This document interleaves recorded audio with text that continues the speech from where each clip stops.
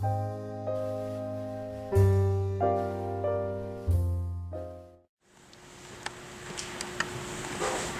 afternoon to Mayor and City Council members.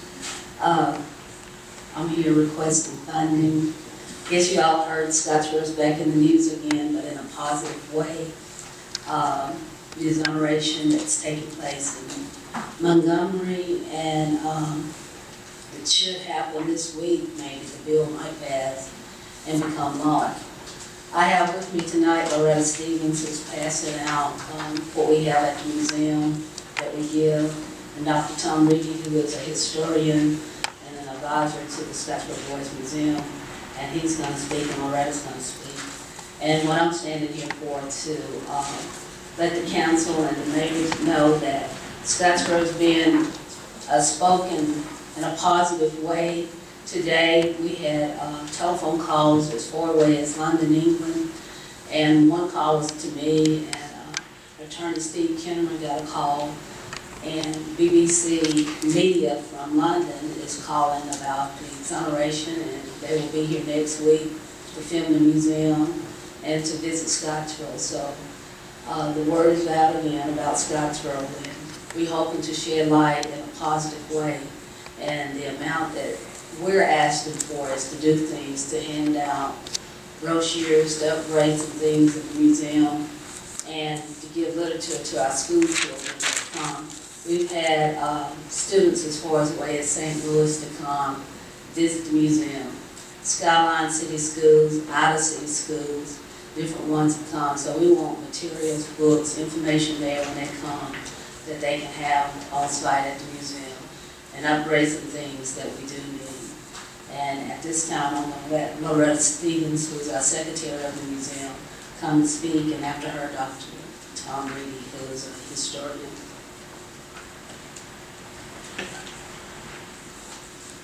Good evening. I've been affiliated with the museum for since 2010, and I have seen a great deal of interest grow in the museum over the past few years. We've had a number of visits. We've had several groups come in. We have a group that's had an annual visits for 3 years in a row. They this year, or last year, brought a group of 16 students. And students travel across the country, and the museum, as I said, has been a huge interest to this group. And they come in, they bring these students, and they're inner city kids from Philadelphia, and they study about the case in the museum, and they come in and they have questions, and they want to know about this region and about the area and about the people here. But there's really just an amazing amount of interest in the case. We've had groups, this summer we had a group from Stevenson. They brought in 16 kids from their summer 21st century program. Some of you may be familiar with that. But these kids studied about the Scottsboro case before they came. And in the session with them, the kids were just raising their hands and just brimming just to share what their views were on the case. So word of mouth, you know, they pass along, and then we have other people that come in and visit. We have church groups that come to visit. We had a group from Triana recently come in and visit the museum. So there's a lot of interest, and there's a lot of things that we need to do in the museum so that we can educate people. The book that I have here is from Dan T. Carter.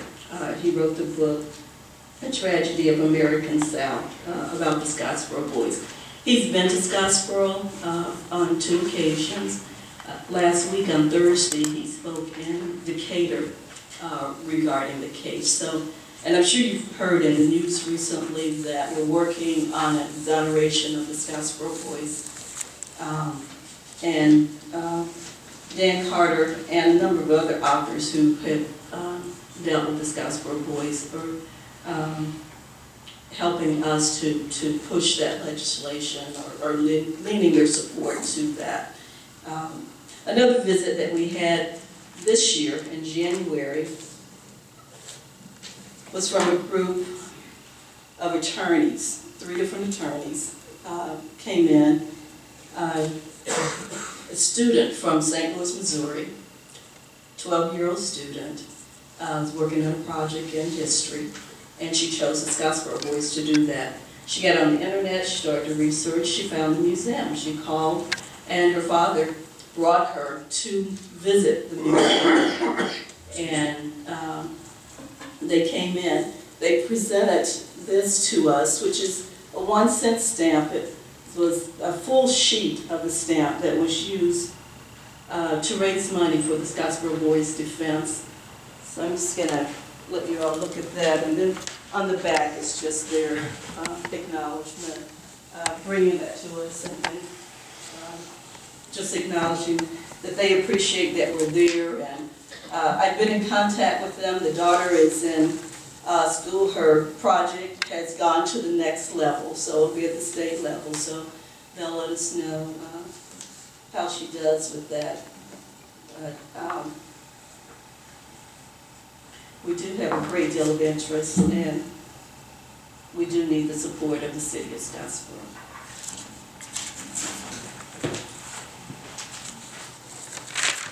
Mr. Mayor, council members, my name is Tom Reedy, and in the interest of full disclosure, I recently completed my PhD requirements at Alabama for a history degree, so in a few months I will be Dr. Thomas Reedy, but I would like to thank Sheila for conferring the degree a couple months early. I'm here as kind of a, I guess I'm an outsider. I'm from Huntsville, but I have traveled quite a bit with Sheila over the last 2 years, originally helping her produce the travel guide that you have. And over the past 18 months, Sheila and I have been working on the legislation that is now going through, it's now going through the House, the state legislation for the pardons and also for the exoneration that Representative Robinson here sponsored. During the course of that time, Sheila and I have probably had, I don't know, a number, dozens of meetings with lawyers, with legislators, with scholars. We've met with university people. There is just a general excitement about what Sheila's doing. And since these pardons have come up, by my count, there have been 153 media outlets that have covered this, dozens of stories. I brought one. I'm going to read the first, if you don't mind, the first and last paragraph. It was published in on a Saturday in the New York Times, exonerating the Scottsboro 9. It reads, "Decades too late, the Alabama legislature is moving to grant posthumous pardons to the Scottsboro Boys, the 9 black teenagers arrested as freight train hobos in 1931 and convicted by all-white juries of raping 2 white women. This week, the State Senate Judiciary Committee unanimously approved a bipartisan bill that would change state law to allow the posthumous pardons. A second measure exonerates the 9 as victims of gross injustice. Final enactment is expected. This will not in any way deliver full justice to those men and their families, but it will confirm what happened in Scottsboro 8 decades ago when street mobs cheered the rapid-fire guilty verdicts. And the pardons will put a spotlight on the town's newest tourist attraction, the Scottsboro Boys Museum and Cultural Center. I'm here to suggest to you, to urge you, that you put a spotlight on this museum, that you contribute to this. There is more being written about the Scottsboro Boys case today than at any time in any of your lives. There's more scholarly interest, there's more cultural interest. You can't go to a graduate history program in this country and not have somebody working on a dissertation that in some way involves Scottsboro Boys. It's only going to get bigger. So what I would suggest to do, and again, I'm from Huntsville, so no, I have no reason to, no right to suggest anything to the people in Scottsboro. What I would urge you to do is to own this story. You have an opportunity to own the story. Support this museum, financially support this museum, publicly support this museum. This museum has been around for 3 years, like all nonprofits. It goes through all sorts of struggles. It's doing okay. It's got a lot of friends. It's got a lot of friends throughout this state. It has friends outside the state. It needs good friends in the city. So that's my pitch. I enjoyed meeting you all. Thank you.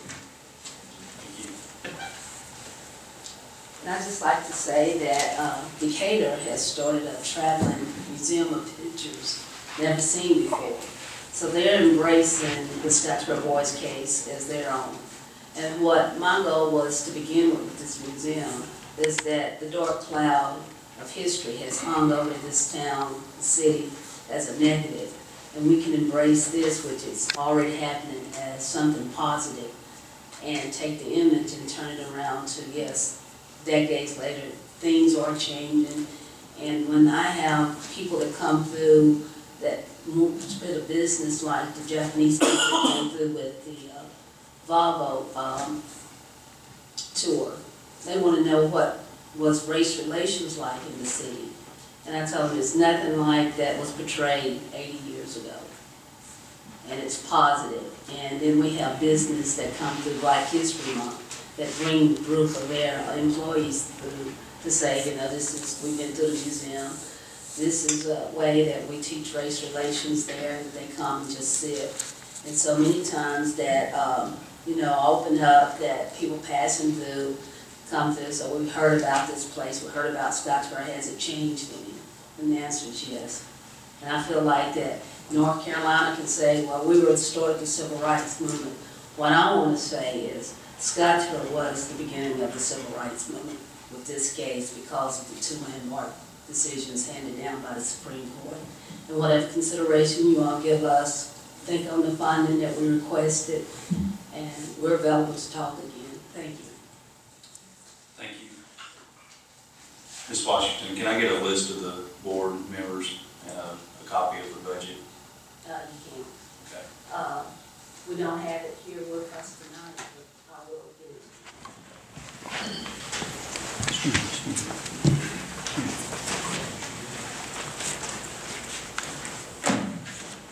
Thank you, Mr. President. These are for you, however you decide to distribute them. I do apologize, there's only 2 packets there, as distributing duplicating is very expensive, about $30 a packet. I am Gary Morgan, for those people in the city that do not know me. Based on the information the packet presented to you, is my opinion as a citizen of Scottsboro, Alabama, that this public body should not provide the Scottsboro Multicultural Foundation with any financial support without the following assurances. 1, accurate federal tax returns, and 2, accurate financial accountability of the organization. This was a problem in the 2010 tax year, as demonstrated by the documents submitted to you. Furthermore, the act of an organization which intentionally defamed and slandered me and another citizen who only wanted accountability to ensure the sustainability of the foundation while serving on the foundation board of directors is unconscionable. We were defamed in the local press without confirmation of the libelous statements alleged, and further by a false affidavit submitted in legal action structured into a countersuit and subsequently dismissed with prejudice by the Jackson County Circuit Court. This is the reason why I stand before you this evening in protest of this city providing any financial help to the Scottsboro Multicultural Foundation via taxpayer funds in any form or fashion. And this does not mean that I do not support the Scottsboro Boys Museum and Cultural Center, as I do support and strongly believe, within all my heart I believe, that this is an idea which stands to reverse the effects of racial discrimination in this area, in the state, and in the nation. But I do not believe it can be a sustainable organization under the current management. Thank you for your time. I'm here if there's any questions. Any questions for Mr. Morgan? Thank you. I'd like to have something to say. Come up front to the microphone, Ms. Washington, please. You know, still a negative city to the city of Scottsboro. But we've been to court, this has been settled. We sustained our 501c3. The judge held us not inaccountable for anything that was brought forth by anyone that has accused us. The IRS came in, audited our books, found no reason why this should ever went before them or why we were in court. So our records are clean. If any of you will have any questions, we'd be glad to present you all that. And as I said, the museum is here to present a positive image of the city of Scottsboro and what happened 80 years ago to turn a negative into a positive. Although some people have other ideas or wanted other plans for us, but we're moving forward into the 21st century. Thank you.